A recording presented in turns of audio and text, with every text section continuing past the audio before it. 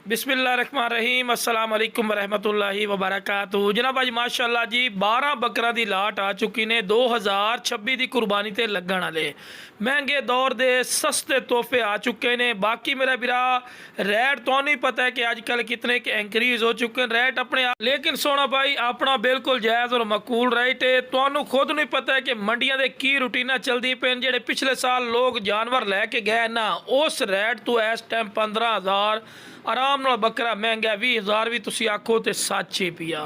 जेड़ा बिरा कहने के फौजी बिरा इतना रेट नहीं होता मेरा सोना बिरा, मैं बार बार गल करना कि मंडी का विजिट कर सो तो पता लग सो ना घरे बैठे तो गल नहीं बनती। हुण जेड़ा बकरा विखा रही है ना कीमती गल है बड़ा रेट ही ने इस बकरे का। वेखो जो दूए नंबर पर आ गया यार बिरा पता कि इस टाइम मीट वेट चाहे 25 किलो गोश्त पिया है पक्का इंशाअल्लाह, क्योंकि मोटा बकरा है। 24 किलो 25 किलो गोश्त पिया तो 24-25 किलो गोश्त वाला बकरा तो ही भरा पता है कि कितने के रेट जा चुके हैं।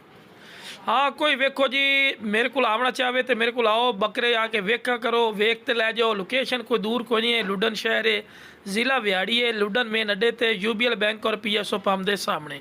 इतने सोना भाई आओ आके बकरे वेख के लै जाओ। बाकी हाँ कार्गो की गल की जाए तो हाल पाकिस्तान माशाल्लाह मौजूद है, ठीक है ना जी। रेट की हूँ गल की जाए तो मेरा बिरा हूँ इस जिमें लाट है तुहानूं विखा रही है ना माशाल्लाह, इस लाट की मैं डिमांड 90-95 भी कर सकना, लेकिन फ़ायदा कोई नहीं।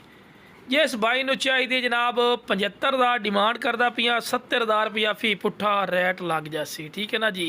बाकी जड़ा बिरा उसी इंशाअल्लाह काल ते गल करसी इंशाअल्लाह कमी पेशी भी कुछ कर ली सा, ठीक है ना जी, ज़्यादा नहीं होनी। बाकी मोटे बकरे पे सेहतमंद ने तंदुरुस्ती ने और हाइट की गल की जाए 32 इंच तो लैके 35 इंच कद वाले माशाल्लाह बकरे तो फ्रैश 2 दंद हो रही है।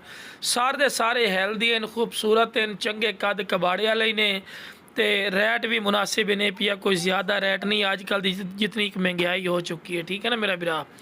बाकी मेरा बिरा हुण 4 बकरों की वीडियो विखा दी है। बाकी जेडे तकरीबन 8 बकरे ने मेरा बिरा तुसीं खुद ही वेले तबीयत थोड़ी जी डाउन है इस करके तुहानूं तसल्ली नाल वॉइस नहीं कर सकना, लेकिन मेरा बिरा तुसीं खुद भी चैक कर लवे एक एक बकरा करके, ठीक है ना जी। ओके जनाब अस्सलाम वालेकुम वरहमतुल्लाहि वबरकातुहू।